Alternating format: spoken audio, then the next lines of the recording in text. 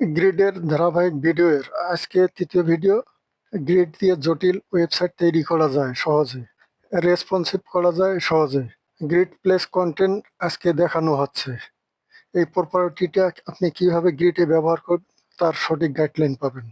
HTML এর এগুলো হচ্ছে কমন কোড। তো বডিতে একটা ডিপ নেই, ক্লাসের নাম দেই কন্টেইনার। তো কন্টেইনার এই ডিপটা হচ্ছে মেইন ডিপ, এর আন্ডারে কয়েকটা ডিপ নেই। ক্লাসের নাম দেই এবিসি, আর এখানে ওয়ান দেই টেক্সট। তাহলে এখানে যে মেইন ডিপ যেটা কন্টেইনার, এটাই হবে গ্রিড কন্টেইনার, আর তার আন্ডারে যা কিছু থাকবে এগুলো হলো গ্রিডের আইটেম। তা এখানে প্রথম যে ডিপটা নিছি, ডিপ ক্লাস আর টেক্সট দেওয়া হয়েছে ওয়ান, তা এটা হলো ডিপের ফার্স্ট আইটেম। এখন এটাকে কপি করি কয়েকবার, এর নামগুলো পরিবর্তন করি, তারপরে সেভ দেই। তো এইটুকুই ছিল এইচটিএমএল এর কোড। এখন স্টাইল শিটে এসে সিএসএস এর কোড লিখি। ক্লাস ক্লাস কন্টেইনারটাকে কল করি, ডিসপ্লে গ্রিড দেই। গ্রিডটাকে বোঝানোর জন্য ব্যাকগ্রাউন্ড কালার দেই গ্রিন কালার। প্যাডিং দেই চারিদিকে 10 পিক্সেল। কলাম তৈরির জন্য গ্রিড টেমপ্লেট কলামস লিখি, যে মনে করেন 3টা কলাম হবে, এটা ফিক্সড মাপের। তা প্রতিটার মাপ মনে করেন দিলাম 50 পিক্সেল, 50 পিক্সেল, 50 পিক্সেল। তো এটাকে আর একবার কপি করি। তো এখানে গ্রিড টেমপ্লেট কলাম এসে এখন রোজ দেই। এগুলো আগের ভিডিওতে ডিটেলস বর্ণনা করা হয়েছে। তা প্রতিটা রো এর হাইট কত হবে, যেমন এখানে সমান মাপের 50 পিক্সেলেই থাকলো। 2টা রো তৈরি হবে, যেহেতু এইচটিএমএল-এ আইটেম নেওয়া হয়েছে 6টা আর এখানে কলাম দেওয়া হয়েছে 3টা। তাহলে 1 2 3 একটা রো এর মধ্যে থাকবে, আর পরের 4 5 6 এগুলো দ্বিতীয় রো এর মধ্যে থাকবে। কলাম এবং রো এর মধ্যে গ্যাপ থাকবে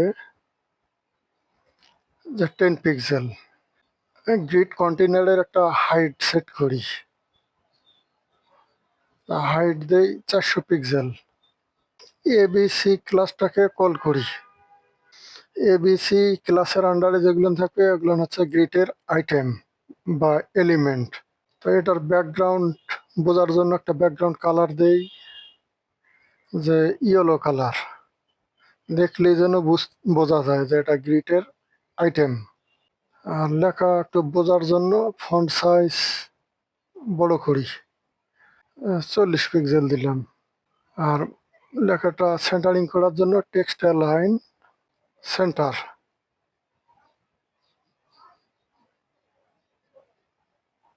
তো এই অবস্থায় যে কাজ হয়েছে তাতে এরকম দেখাচ্ছে। স্টাইল শিটে যে কোড লিখছি তার রেজাল্টটা হচ্ছে এটা। কারণ আজকের যে মেইন বিষয় সেটা হলো প্লেস কন্টেন্ট। প্লেস কন্টেন্ট হচ্ছে 2টার সমন্বয়, একটা অ্যালাইন কন্টেন্ট আর একটা জাস্টিফাই কন্টেন্ট। তা 2বার কোড না লিখে 1 লাইন কোড লিখলে কাজ হবে। Place content, place dash content colon. যখন ভ্যালু 2টা সেট যদি করি, তাহলে প্রথম ভ্যালুটা হবে অ্যালাইন কন্টেন্টের জন্য, আর দ্বিতীয় ভ্যালুটা হবে জাস্টিফাই কন্টেন্টের জন্য।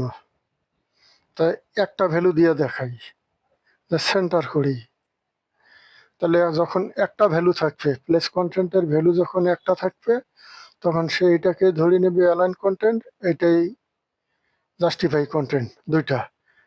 তাহলে অ্যালাইন কন্টেন্ট এবং জাস্টিফাই কন্টেন্ট 2টা যদি সেন্টার হয়, তখন এই গ্রিডের আইটেমগুলো গ্রিড যে কন্টেইনার আছে সেটার মাঝখানে বসবে আসে। এই যে ব্রাউজার রিফ্রেশ করি, এই যে মাঝখানে চলে আসছে। এখন এখানে যদি দেই ইন্ট, দুইটা ভ্যালু। তারপরে এখানে দেই স্পেস বিটুইন।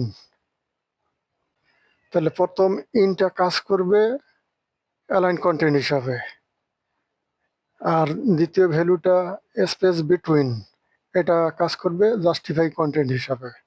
কারণ ব্রাউজার রিফ্রেশ করলেই বুঝতে পারবেন ইন্ট হইলে নিচের দিকে থাকবে, যেহেতু ইন্ট দেওয়া আছে, এই যে নিচে বসছে। ইন্টের জন্য অ্যালাইন কন্টেন্ট সবসময় নিচের দিকে থাকে ইন্ট, আর জাস্টিফাই কন্টেন্ট হলে দুই প্রান্তে বসবে, বাকিগুলো মাঝখানে বসবে। কারণ এটাকে যদি ইন্ট না করে মানে স্টার্ট করি, প্রথম ভ্যালুটা স্টার্ট, তাহলে স্টার্টটা হচ্ছে অ্যালাইন কন্টেন্ট আর স্পেস বিটুইন জাস্টিফাই কন্টেন্ট। তাহলে ঠিক তার এটার উল্টাটা হবে, স্টার্ট উপরে আসবে। আবার ব্রাউজার রিফ্রেশ করলে এই যে উপরে চলে আসছে। আর এখানে যদি সেন্টার করে দিই, প্রথম ভ্যালু সেন্টার, সেন্টার মানে অ্যালাইন কন্টেন্টের সেন্টার, তাহলে এটা ঠিক এই যে গ্রিড যে কন্টেইনার আছে এর ঠিক মাঝখানে অ্যালাইন হয়ে বসবে, এই যে মাঝখানে। তারপরে মনে করেন এখানে দিলাম সেন্টার স্পেস ইভেনলি, তাহলে সেন্টার হচ্ছে অ্যালাইন কন্টেন্ট আর স্পেস ইভেনলি জাস্টিফাই কন্টেন্ট হিসাবে কাজ করবে এখানে। তাহলে এখানে দেখা যাবে এই যে মাঝখানে আছে, এখন স্পেস ইভেনলি দেওয়াতে প্রত্যেকটা যে আইটেম আছে তার সামনে পিছনে গ্যাপ থাকবে, সমান মাপের গ্যাপ। এই যে সমান মাপের গ্যাপ তৈরি হয়েছে। তাহলে এইভাবে আপনারা আরো ব্যবহার করতে পারেন। স্পেস অ্যারাউন্ড, স্পেস বিটুইন দেখানো হয়েছে, স্টার্ট, ইন্ট, ঘোরাঘুরি করে আপনারা দেখবেন। তাহলে আপনি বুঝে গেলেন কিভাবে প্লেস কন্টেন্ট গ্রিডে ব্যবহার করতে হয়। কিছু জানার থাকলে কমেন্টে জানাবেন।